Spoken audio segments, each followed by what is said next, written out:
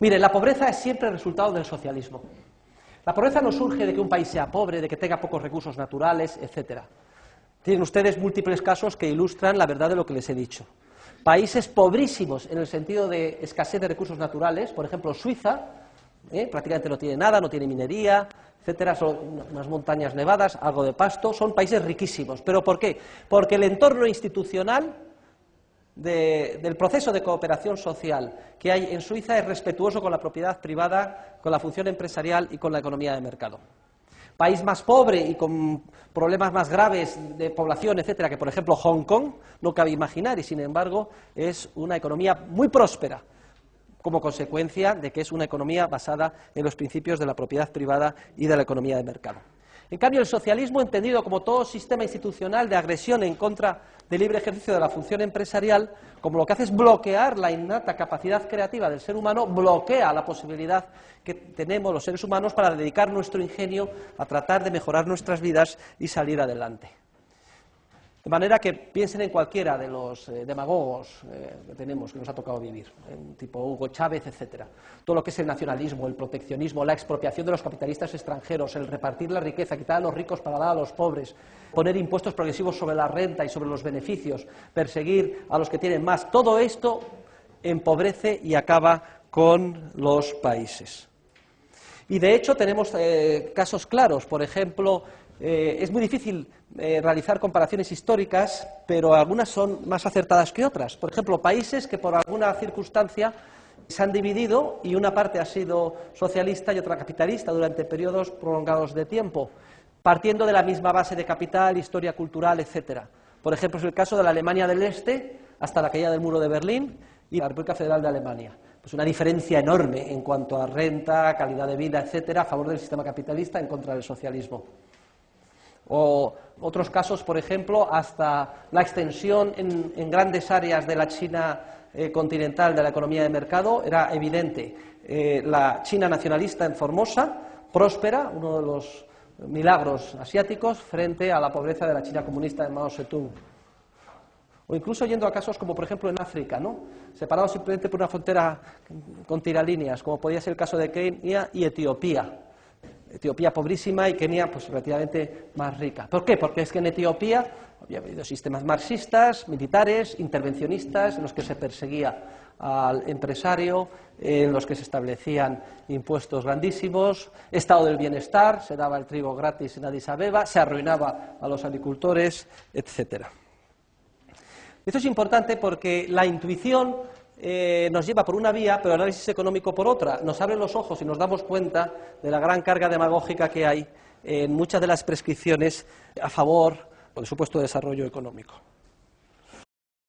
Lord Bauer fue catedrático de Economía del Desarrollo en la London School of Economics y él se dio cuenta que no había forma de definir el concepto de país subdesarrollado salvo recurriendo al único común denominador que tienen todos los países subdesarrollados. Decía, país subdesarrollado es aquel que recibe ayudas al desarrollo.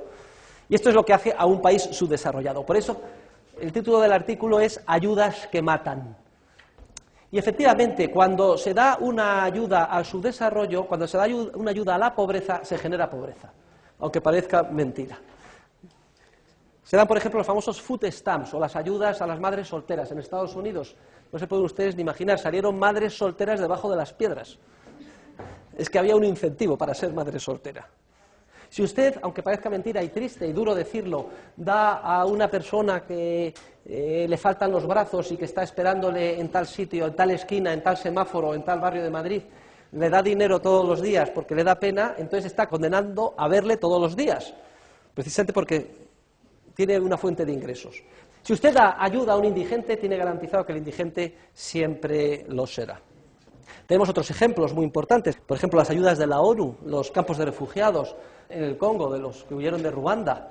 Me contaban unas monjitas pues, que estuvieron durante meses y meses y meses, incluso años, refugiados, miles y miles de personas en esos campos, hasta que ya se soluciona el problema en Ruanda y les dicen, bueno, ya podéis volver a vuestras granjas. ¿Saben ustedes cuál fue la reacción? Dijeron, ¿volver nosotros a nuestras granjas? Es decir, ¿volver a trabajar en nuestras granjas? Desde las 6 de la mañana hasta las 10 de la noche, ordeñando vacas, cultivando, etcétera. No, nosotros queremos, como llevamos 3 años, que vengan aquí a traernos la leche en polvo, los zapatos, y con todo solucionado. Ven ustedes, ayudas que matan. Y si ustedes tienen un hijo, pues harán muy mal dándole todo lo que les pidan, porque lo destruirán. La manera de ayudar de verdad es no darle el pez, sino dar la caña para que una persona pueda pescar. Es decir, un entorno institucional de respeto a la propiedad privada, en el que se fomente la empresarialidad creativa, en el que cada uno pueda hacer suyos los resultados de su creatividad empresarial e intercambiarlos libremente con los demás. Esto es lo que hace falta. La manera rápida de salir de su desarrollo es, por tanto, fomentar el rediseño institucional. ¿Por qué África es pobre? Porque está inmersa en un sinfín de guerras tribales y civiles, y no hay respeto a la propiedad privada, ni garantía de que lo que acumules y lo que cultives y aquello en lo que inviertas, pues podrás cosecharlo algún día, el día de mañana. Todo aquel que quiera fomentar el desarrollo económico lo que tiene que hacer es fomentar ese entorno de respeto a la propiedad privada y de impulso de la función empresarial. Y no simplemente pues la ayuda. La ayuda es pan para hoy y hambre para mañana, nunca mejor dicho. Y el artículo explica con todo detalle las trampas en la ayuda y la gran mentira que hay a nivel internacional con la ayuda internacional. Miren, hay una serie de funcionarios, lo explica el artículo con todo detalle, no me voy a entretener, funcionarios internacionales que viven en unas circunstancias idílicas, en unas casas magníficas, con Mercedes, con muchísimas personas de servicio en los países subdesarrollados, son funcionarios internacionales dedicados profesionalmente a la ayuda. Ellos tienen interés en que siga ese mecanismo de ayuda, que es el que hace dependiente a los países, porque si no pierden su alto estatus social en los países en cuestión. Proponen grandilocuentes proyectos alejados de la realidad, cuando lo que hay que fomentar en los países pobres es la microempresarialidad espontánea que surge en una economía de mercado. Y eso sin hablar de los casos que son típicos de que cuando llegan las ayudas a los países necesitados, esas ayudas son las mafias locales, los gobiernos locales, las que las monopolizan e inmediatamente las canalizan en el mercado negro, las venden a precios astronómicos y se quedan con la diferencia. Y todo esto que les estoy contando a ustedes no piensen que son imaginaciones mías, es lo que sucede en la realidad. Todo el montaje de la ayuda internacional, el 0,7% que deciden los países occidentales para de alguna forma calmar su mala conciencia de haber hecho daño a los países tercermundistas a través de la política agraria comunitaria, por ejemplo, que el otro día les explicaba y estudiábamos juntos, inundando de productos producidos sin necesidad agrícolas los mercados internacionales. Pero luego queremos con el 0,7, de alguna forma, que haya redistribución de la renta de países ricos a pobres. Todo esto lo que hace es condenar a la pobreza. De la misma manera que si damos ayuda a un indigente, le condenamos a ser indigente.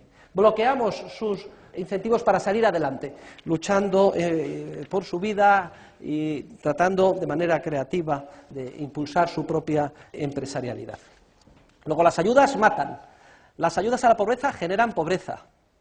Y la política de ayuda al tercer mundo es una política de hambre. Solamente a través de la iniciativa privada, que está muy próxima al necesitado, sabe hasta dónde se puede dar, hasta dónde no, qué es lo que crea dependencia y qué es lo que no crea dependencia, que claro, cuando hay situaciones de urgencia, vía terremoto, etcétera, se vuelca y llegan los particulares mucho antes de las grandes organizaciones burocráticas tipo UNICEF, ONU, etcétera, para cuando llegan ya están todo un entramado de asociaciones privadas ya ocupándose del problema.